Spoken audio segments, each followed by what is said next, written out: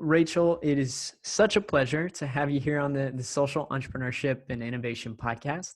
For folks who are unfamiliar, would you mind introducing yourself and sharing with us a little bit as to what it is that you do? Sure. So I'm Rachel Klausner. I'm the founder of Millie.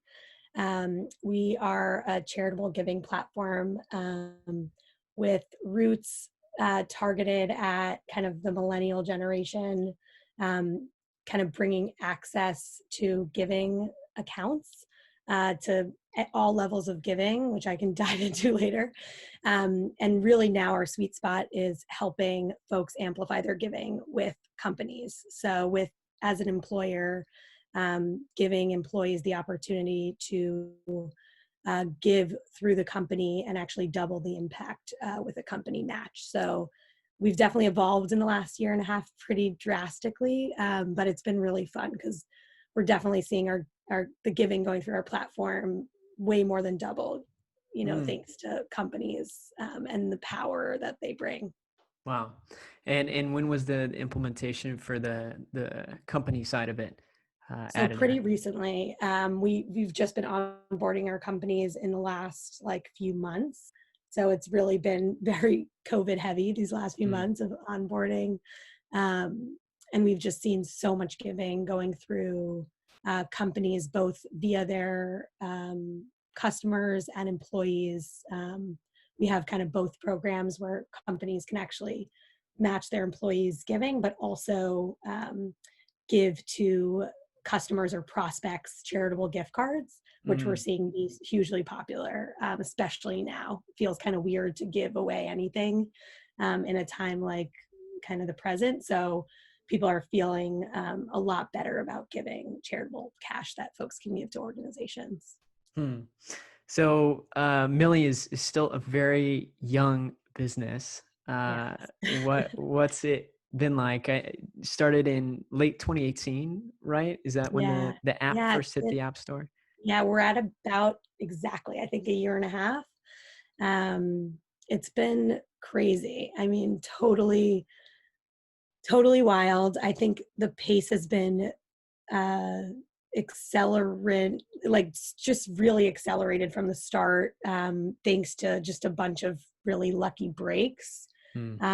And COVID's been kind of an interesting new pace for us. The last few weeks has been very busy, given everything going on with Black Lives Matter and companies really feeling like this is the time to start being strategic around giving. So we've definitely picked back up in the last kind of 2 weeks, but the first few months of COVID were wildly quiet for Hmm. us.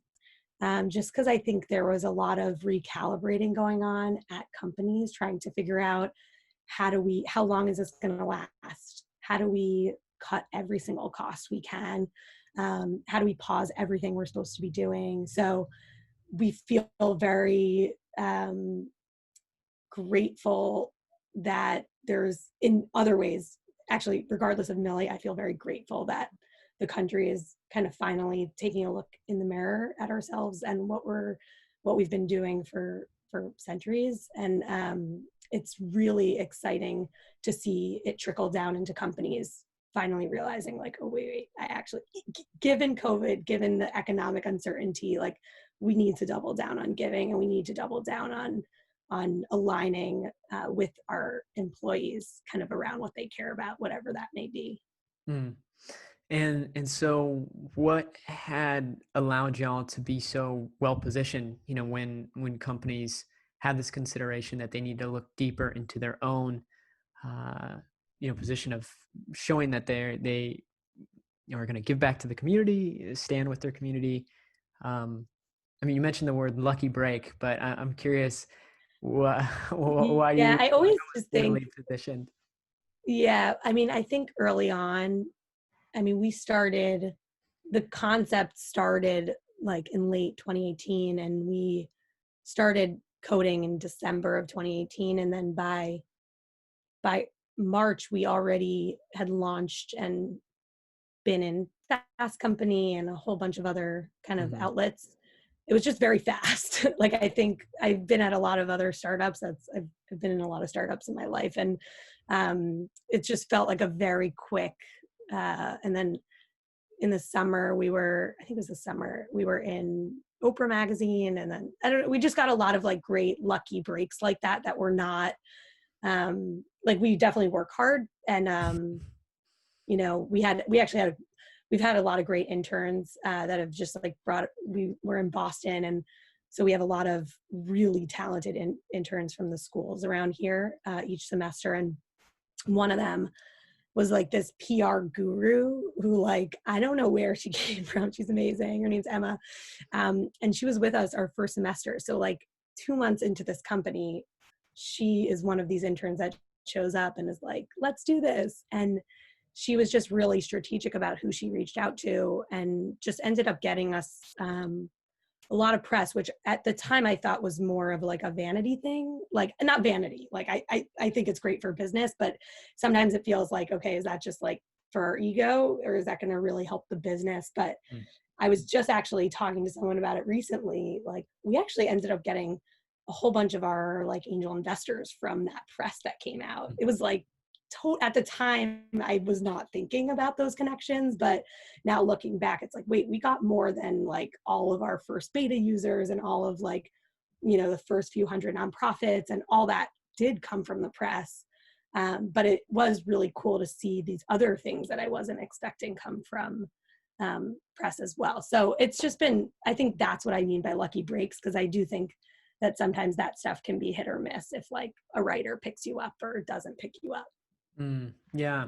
I mean, there's so many direct and indirect benefits, it seems, of press and getting your name out there, and seeking out, opportunities for exposure like that.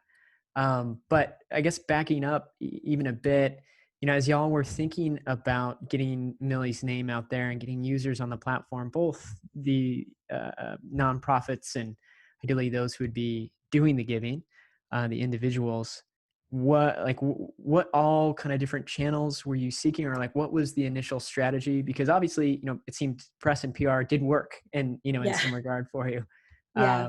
And you kind of had to set that intention and strategy. But where did you first start with the thought of user acquisition, and as well Yep. getting your partners on the nonprofit side? Great question. So I think we were way more strategic around the nonprofit side than we were Mm, about the user side, which might have been like part of like why we weren't as successful as we could have been. mm, Um, for the nonprofit side, we actually did a lot of manual outreach. mm, And we thankfully, or kind of, I don't know if this is at a detriment to the millennial generation or the nonprofits, but actually millennials don't give in the same ways that previous generations have given. And when I say millennials, I kind of also include Gen Z, mm, just because we are pretty similar in behavior in that way. And nonprofits, at every single board meeting, at every single strategy meeting, the topic of conversation, one of the main ones is always around how do we get millennials, or how do we get younger donors, just because most nonprofits just have a much older donor base because we are giving differently as a generation. And so they're feeling like, oh my gosh, what are we going to do in 20 years when everybody kind of ages? So, and the wealth ages with us, right? mhm, And all of a sudden, the kind of the biggest wealth holders will be millennials. So I think they're all thinking about what that looks like. And so the second we would email nonprofits, and we would just be like, yeah, we're this like new app. We haven't come out yet. We just are, we'd love to include you in our beta and highlight you in front of millennials on this app where we match you with users. Nonprofits would jump, like, we got so much great initial response, and mm, still to this day, even when we kind of do any sort of proactive outreach, which for nonprofits, which we don't really need to do anymore. Um, we just, it's crazy how much of a kind of a chord we struck without realizing it, right? We were doing it, I wasn't doing it from a, oh my gosh, like, how do nonprofits fundraise from us? I was doing it as a millennial. mhm. I've been giving so not strategically. I just give to like my athletic friends who run in 5Ks every few months. Like, I'm not being smart about this. And so it was really interesting that like actually the other side of it was like having much more of this pain point and jerk reaction when we would knee-jerk reaction when we would reach out. So that was great. So we ended up having this whole like process, almost like a sales process on that Mhm. for the nonprofits, where we would reach out, set up like a really quick call, get them on. They would send us their content, we'd put it up. Like it was great. Super manual at the time. Now the nonprofit can actually sign up through this Mhm. like really quick online portal, and it takes like a minute, and they can upload everything and edit it whenever they want and see their dashboard. Much cooler now than it was at the beginning. um, so yeah, it's been very different. And in terms of user acquisition on the user side, we were not strategic about it. Mhm. We did get a lot of our early users actually from our nonprofits. One of the early tactics we had in our beta was we had these launch weeks. So every Tuesday, the new matches would go out. So you as a user would get 3 new nonprofits based on your kind of behavior and location. But during the beta, we would actually make it so that those nonprofits, because they would be super vetted nonprofits, like not just any nonprofit, we would Mhm. pick like the cream of the crop. We would actually push it out to everyone. So we would have this whole calendar where on a given week, 3 nonprofits would launch. We would give them all this collateral around their launch week. They would get like a ton of donations that week, and they would promote us as well. To like, oh, download this app. We're on it this week. You'll match with us, donate as part of it. And so that actually was a pretty big user acquisition strategy for us that worked pretty well. Um, so the not, and we didn't for like the nonprofits didn't have to promote us. It was Mhm. more of like a, if you want, here's the content. Like we would give it to them kind of like all packaged and ready. And I would say about half of the nonprofits would actually promote us, which is great. And then yeah, we ended up, the press ended up being probably our biggest impact. At any time we got a little press, it was an uptick in donors, which was great. But yeah, other than that, we were like not strategic. It wasn't like, oh yeah, let's do paid social or this or that. It was very hacky. We were just trying to like get this product like make sure it doesn't like totally crash, you know, get the nonprofits their money and their analytics. It was just like a lot of more of operational, like, can we do this? And I mean, now it's very different because we've built almost everything's automated. Mhm. Everything has been super built into the system that most of the manual components are out, which has been really nice for us because we can actually work on things that are much more strategic. But at the beginning, we were just trying to like, just the operations of everything was crazy. I mean, I think that's how it has to go. You know, there's sort of the thing of sampling as many different channels and means to gain traction that you possibly can, right? But I also, I mean, like maybe the effort as far as uh, you know, acquiring users, it could have been focused in a different way or something. But you did what you had to do. You know, I think some extremely important things you mentioned, especially for folks themselves, you know, trying to get traction on whatever it is, like whatever type of business they're building.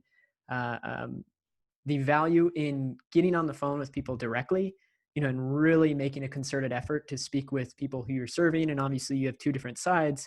Um, it's just immensely valuable, you know, so you Yeah. have those types of experiences speaking with nonprofit boards and being like, wow, this is a very huge pain point for them. Like people will jump at the chance to be able to engage millennials in charitable giving. And so that's extremely valuable. And like, yeah, you got to do that for your kind of first, you know, 0 to 50 or like 0 to 100 kind of super users or whatever for whichever side. But I think that's super valuable nonetheless. And I'm interested as well. Was there a particular tipping point or some? I mean, I know we're not speaking on a massively long time trajectory, but has there been a tipping point or inflection point where you feel like you've kind of been able to drop back down into more of the strategic, as opposed to the just kind of hustling and grinding and trying to win different things out? This is a bad answer that I still feel like we're hustling and grinding. Um, yeah, it's really, I mean, we still do we have to be strategic, right? Yeah. You have to step back every so often and be like, is this the right path? Are we doing this right? Even today, we had to, you know, I kind of had to pull the team back and say, okay, guys, like we're pausing on those few things that we're doing, you know, with those pieces of content, we're doubling down on this other effort. So that definitely happens, and we have to continually be strategic in even these small ways. But I feel like we are just still, we're still hustling. Tell me when the hustling stops. I don't know. I think for a lot of our guests, it's like some sort of 15 to 20-year trajectory in Yeah. some way. It's like they hit that point and like, yeah, now I'm relaxed, making intentional decisions about our business. But it's always that. It's like, yeah, it took 10 years of kind of grinding. You're like, all right, I'm going to take a deep breath. Yeah. We're I'm only still in in year it. We're two. still in it. um, that's it might just be the nature of it. But I'm wondering, how are you going about making like any of these strategic decisions? You mentioned the one to bring companies on and get the employers and employees engaged, which you said doubled the amount of donations you're seeing, which is incredible. Um, where is that decision spurring from? How are you kind of calculating what to approach and tackle next? Yeah. So we actually, I would say the company thing was our idea, but it actually wasn't. It came from a company that wanted to do it. So we were launching, it was actually just before we launched out of beta back in the fall. A company came to us and was like, you guys, I like manually do this matching and it's super annoying and we're too small. We're not like 5,000, 10,000 employees or like a Fortune 500 company. So we don't Mhm, qualify for the current software that's on the market. And we can't do any sort of matching program or any sort of kind of formalized giving program. And we have one, but it's through like an Excel spreadsheet and paper forms. So that was interesting. And I was like, oh, okay. I kind of like put that in the back of my head. I'm like, okay, but we're launching this whole consumer thing. So like we're still on that path. And then we actually had another happenstance meeting with someone who ran like a charitable giving program at a really large company, mm, more of that 5,000 person level. And um, she said to us like, oh yeah, we do it manually too. And I was like, wait, what? For 5,000 people? She's like, yeah, we can't, it never was worth it for us to use kind of the bigger platforms that focus on enterprise because right now the average employee cap for for like charitable match mhm, at in general is actually for formalized, I should say, that use software is between $5,000 and $10,000 is the average per employee. So mhm, it's a ton of money mhm, that companies feel like they have to put into a match.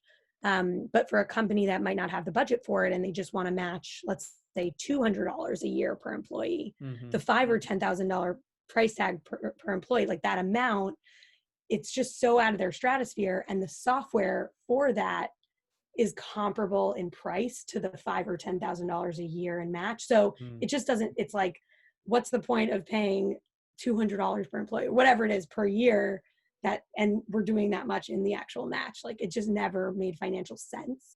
So that was a really interesting learning. I was like, oh wait, there's definitely something here around kind of small, medium, mid-market businesses that aren't necessarily Fortune 500 or don't necessarily have the budgets to do these huge matches and therefore justify the bigger cost of the kind of more what should I say, customized software that's out there on the market. So we were like, how do we build something out of the box, super simple, makes companies feel like they can get up and running in 2 minutes, which mm, literally they do, and make companies feel like they can start at a $50 a year match per employee or $100 a year match per employee and not, you got to start somewhere. And right. if we give these companies this expectation that you have to do a $5,000 or $10,000 match per employee, like no one's going to be able to afford that. So Mhm, I think it's just starting somewhere is really what we're all about. Like just get your program up and running. You can be a 10-person company, you can be a 500-person company, a 5,000-person company. It doesn't matter. It's just let's just start. You don't have to feel like it has to be this long 6-month process trying to navigate building something or customizing a program. Like it can be simple is what mm, we're trying to, which has so far worked really well. I think it resonates with companies who don't have the time to do this or don't have a specific social impact person within their company. right.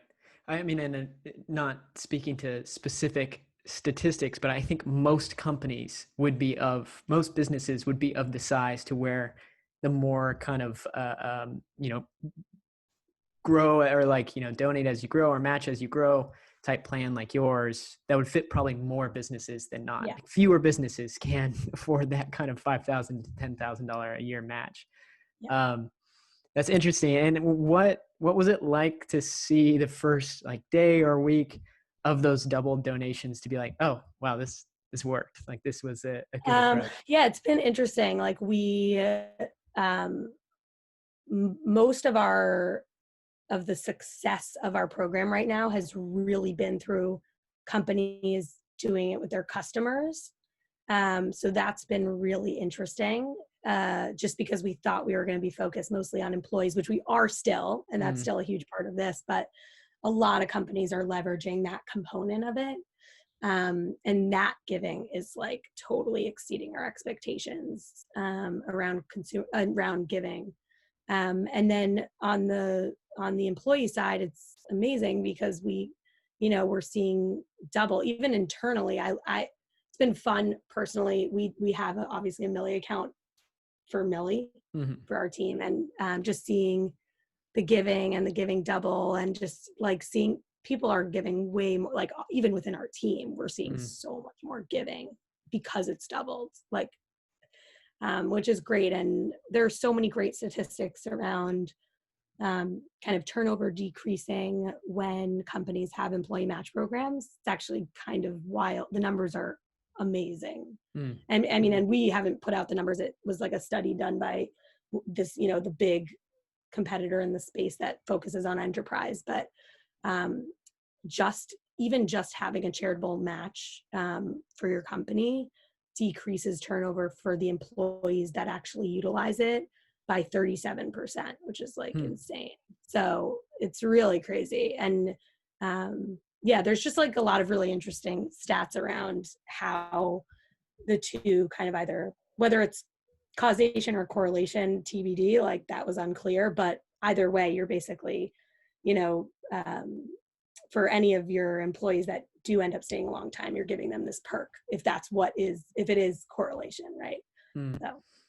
And so you mentioned the ease of signing up and getting plugged in. So I signed up on the app myself as an individual.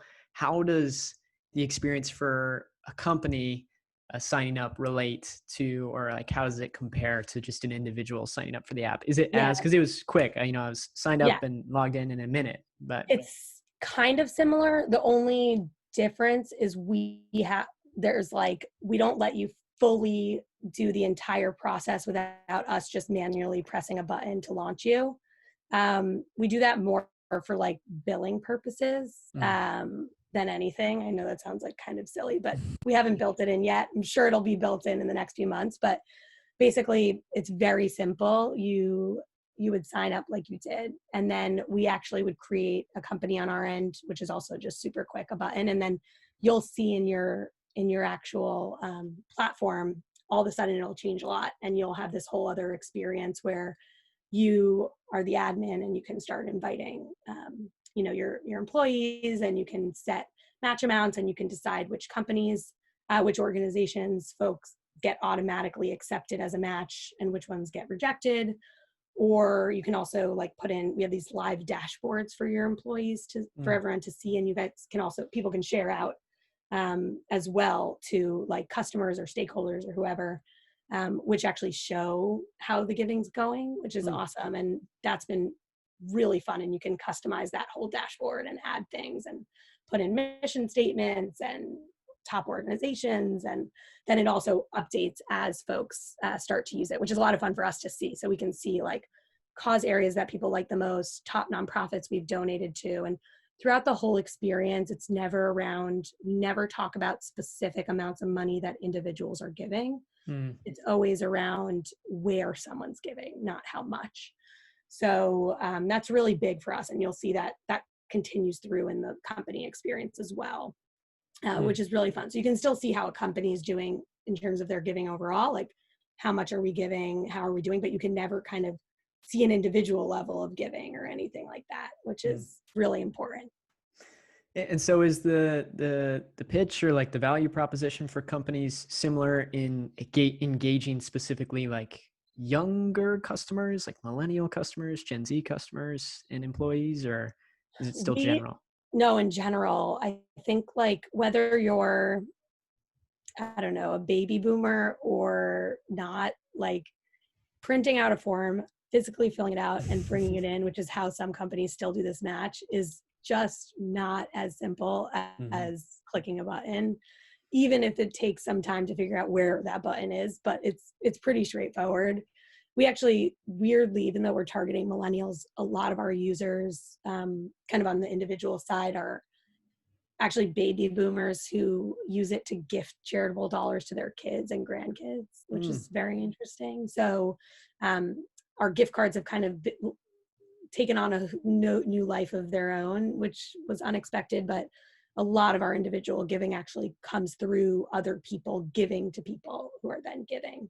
Mm. And so then generally speaking, more along these lines, like, signing into the app myself, there I saw so many different little kind of like psychological features going on, from the countdown to the the new nonprofits coming in as well, the feed that you have, like this awesome kind of engaging social proof of everybody taking action themselves and contributing. I'm curious to hear more as to like what have you learned about uh, behavior as it relates to this charitable giving, uh, that you didn't you don't feel like you understood the same way when first even starting Millie. Yeah, it's I knew from the beginning I'm not an expert in user behavior, even though I do love it and I'm interested in it because my background is in kind of software design, so I just Hmm. always drawn to it.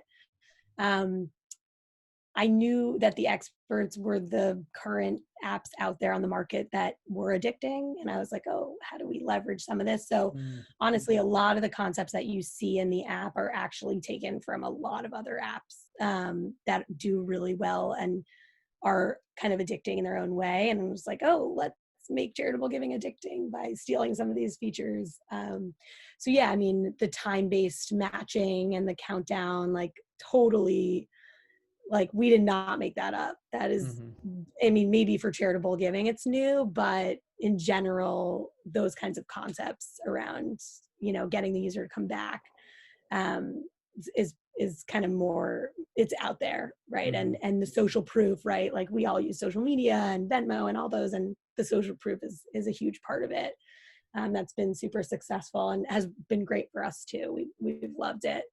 It's hard to know like which of the features are what makes someone actually do the thing that we want them to do, but yeah, there are all these like little details in there that are a lot of fun. We also, like, we're very big on personalization, so everything that you see as you go through both the web app and the mobile app, all those matches that you're getting and the recommendations at the bottom, that's actually all based on your own behavior and your location.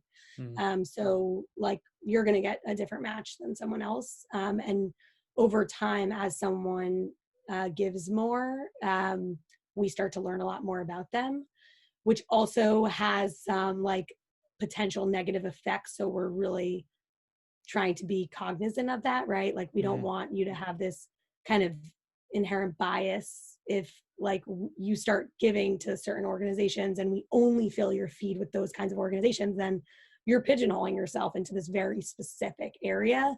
And we think that personalization has to be really helpful, but there still has to be some randomness in it. So we always have kind of a slot within that that's random, just to make sure that people aren't kind of totally boxing themselves into a specific area that they started to give to at the beginning or whatever it may be. Hmm. So yeah, it's been really interesting to, like, navigate all these different kind of user experience things and how it impacts behavior. Like, it's very, very interesting. I don't think we have like clear cut, like, this makes this happen yet. Like, we haven't done enough testing and the volume of certain things, and it's hard for us to tell. Like, we haven't been good about that. But we just keep adding more of those kinds of social proof. So hopefully it helps. Hmm. Well, I mean, it would seem at a baseline that what y'all have done and created with Millie is improving people's and increasing people's connection and their accessibility to their giving. I mean, that was, from the first point of arriving on the site or downloading the app. I mean, I know you are a product designer, and I've seen your own website, I've seen Millie's, and I'm sure you had quite the integral vision for that. But it's so accessible. It's very like, it kind of feel like, I don't know, fun maybe too lighthearted, but it's like it's easy for someone to feel connected to the platform itself, like, and feel that there's a community around that, in a Thank you. way that, the opposite experience that you're mentioning, filling out a form, like having to go through that process. Like, I'm almost imagining the color gray, like, as Yep, yep, yep. that being the opposite. So it seems like at a baseline, with all the different little characteristics and features you've added, that it is increasing people's connection, to what we want to do here, and increase the charitable giving. And so, I guess, looking forward, what has you most excited about what's on the horizon for Millie, and as well this space of charitable giving, and engaging and increasing people's connection to their donations? Yeah, I mean, I think what's exciting for us is as we kind of sign on new companies, we can right away see um, the what's the word? Not just like the impact, but almost like the accelerated impact of our work because it's adding new giving. So Mm, when we were first focused on individuals, it was, we were really just trying to shift people's behavior from giving via their friends to giving on their own, like where they wanted to give. And that was powerful in and of itself, don't get me wrong, but it wasn't like we were adding new money to the pot. We were really shifting dollars. mm, And what's been happening now as we sign on each company, it's been so cool. Like, wow, we just signed this company and that they're now giving $50,000 in match that they mm, never were giving before. It's $50,000 that just didn't go to charity before.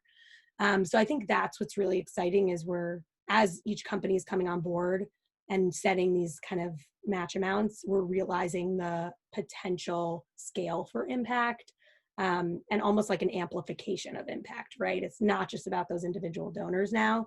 It's actually about them times two. And then also, if you have a match, you're like, throughout the statistic is it's like 3x more likely to give double or something crazy. It's like not, it's awesome. And so it's just, that is what's most exciting is I think over time, I mean, it's been so early, but we're really going to see individual giving go up, but then also because we have this double effect, like it's going to be really cool to see. And that double is oftentimes out of a budget that didn't exist, which is one of the coolest parts of it is just creating these new budgets. And I love going into these companies and usually the people, there's always like a stakeholder or two that are like already on board, right? mm, They want charitable giving in their company and they're pushing through. And when we can get all the stakeholders on board within their company and like, oh wow, all of a sudden we're going to commit $100,000 in match. Like that's way cooler to me than like getting the quote sale of them using Millie. Like it's more just all of a sudden every time we make a sale, it really is new giving because most of the companies we're going after have never had a giving program before, right? They're small, medium, mid-market businesses that just haven't done it. They haven't had the opportunity. They didn't want to set up a paper system because who does? Like mm.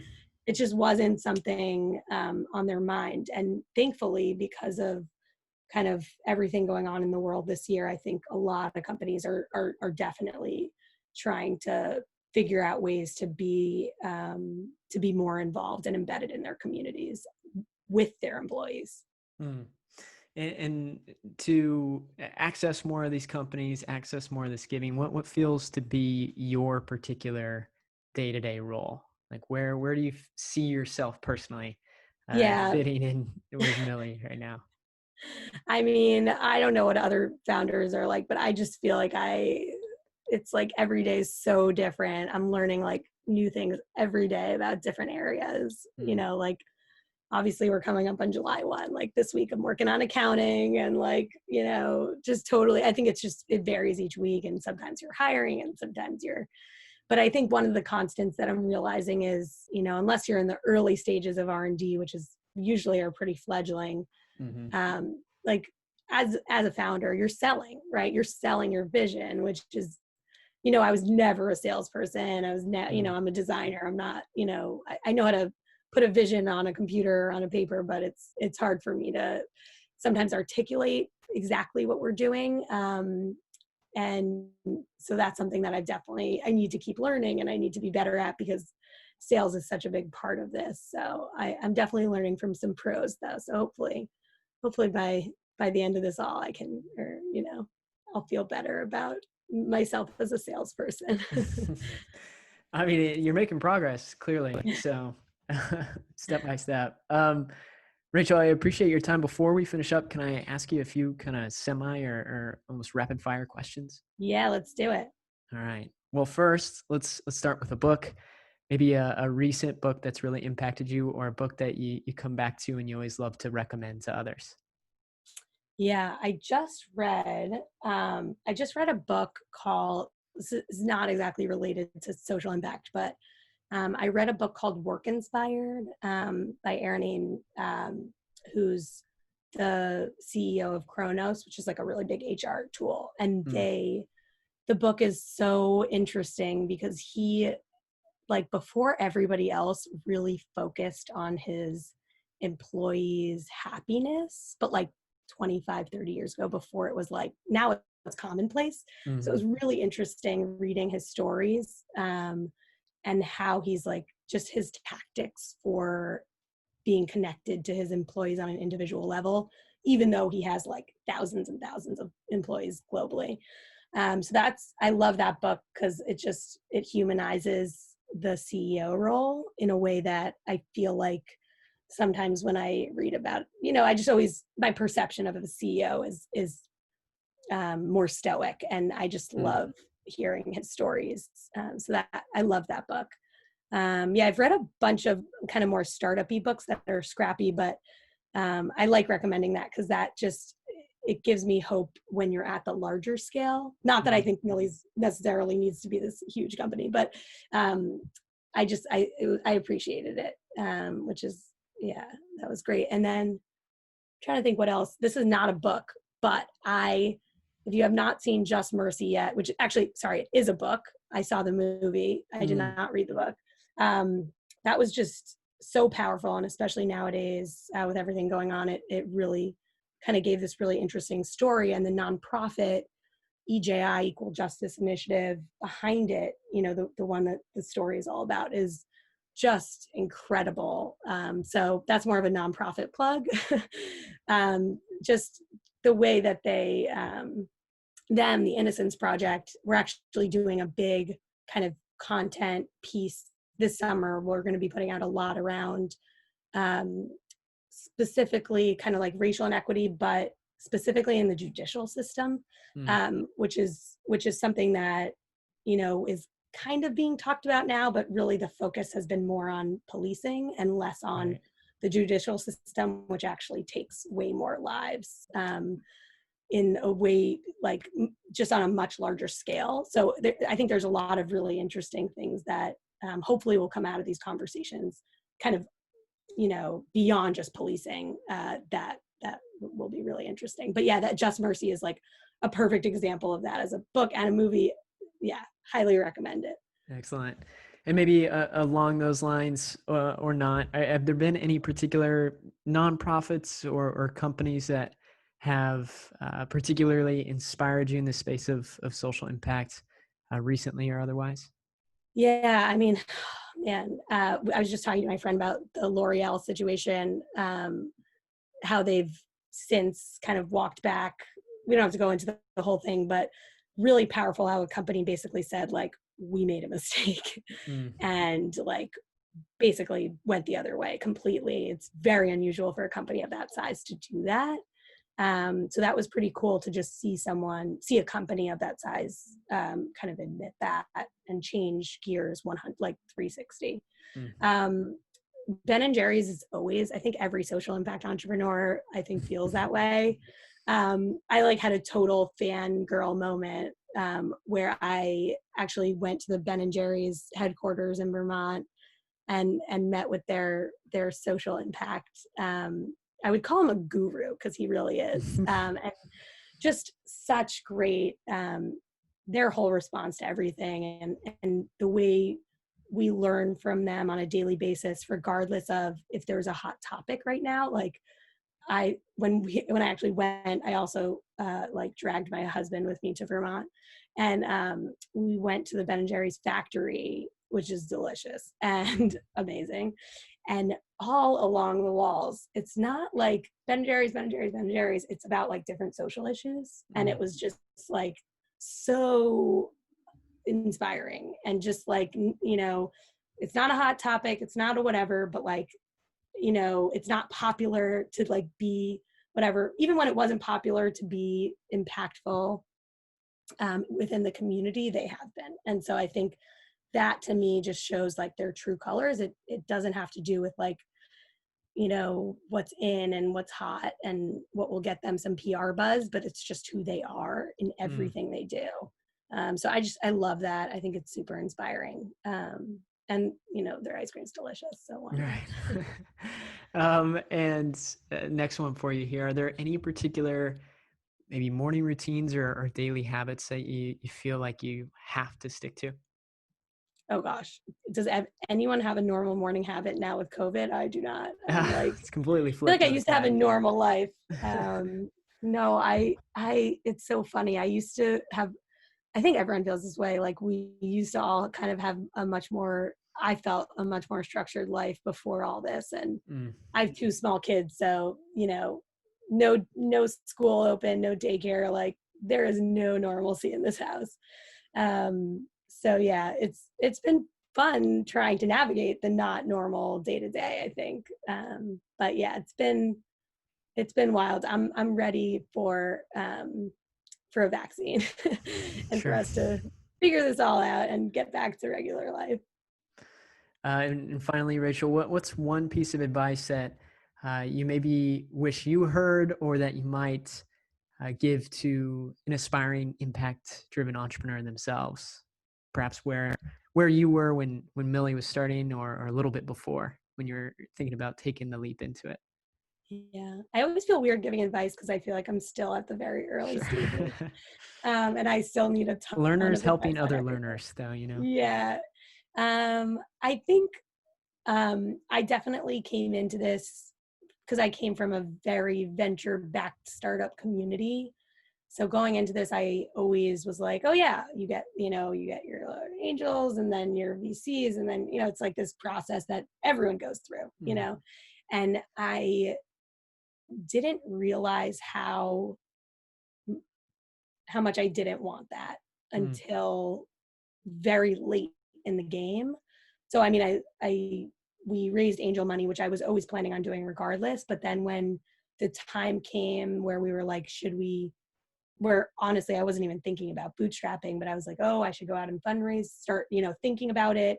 And I was like sleepless because I just in my gut knew that like venture was not the path for this business. Like we mm, could be a great, sustainable, successful business, but we weren't a $1 billion business. And I'm never going to claim that we ever will be a $1 billion business. I think in social impact, that's a very hard feat. I remember mm, hearing people say that and not really understanding it.